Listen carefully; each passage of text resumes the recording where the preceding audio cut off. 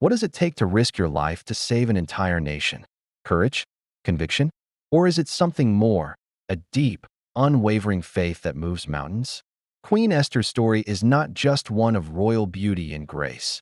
It is a story of faith so powerful it turned the tide of history.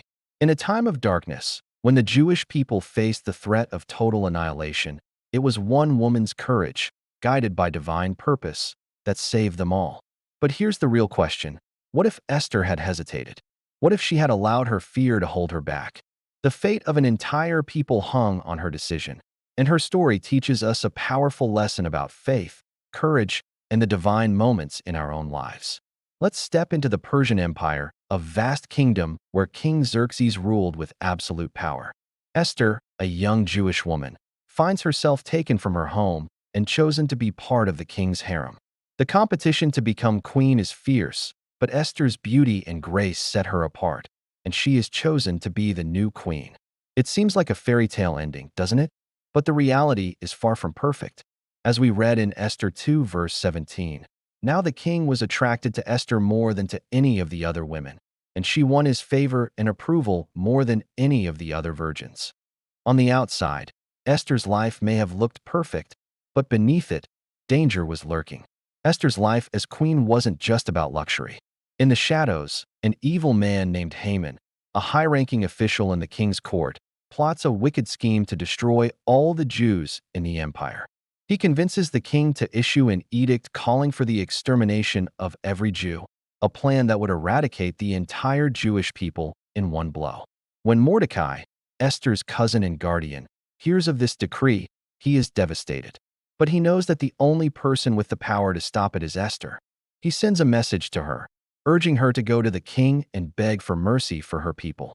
But there's a problem. Going to the king uninvited is punishable by death. Even though she is queen, Esther is not exempt from this law. In Esther 4 verse 11, Mordecai reminds her of the stakes. All the king's officials and the people of the royal provinces know that for any man or woman who approaches the king in the inner court without being summoned, the king has but one law: that they be put to death unless the king extends the gold scepter to them and spares their lives. Esther's heart must have raced. She was facing a life or death decision. Could she risk her life for a people she hadn't been able to openly identify with as a Jew? Could she stand up to the king, who had already shown himself to be unpredictable and ruthless? But then Mordecai speaks words that forever change Esther's perspective. He tells her, in Esther 4 verse 14, "And who knows but that you have come to your royal position for such a time as this?" These words strike at the core of Esther's heart. Suddenly, her position as queen is no longer about personal glory or comfort. It's a divine opportunity, a purpose that could save her people, a mission given by God. Esther's response to Mordecai is powerful and full of faith.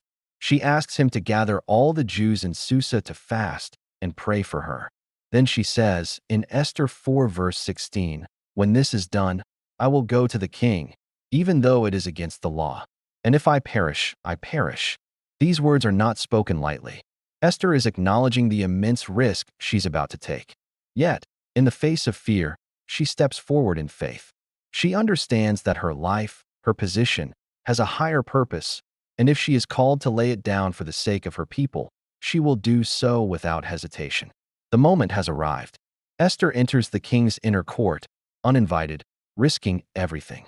The king, sitting on his throne, looks up. For a moment, there is silence. But then, something miraculous happens. Instead of ordering her death, the king extends his golden scepter to her, sparing her life. Esther is allowed to speak, and she invites the king and Haman to a banquet. It is there, in that intimate setting, that she reveals her Jewish identity and exposes Haman's plot to destroy her people.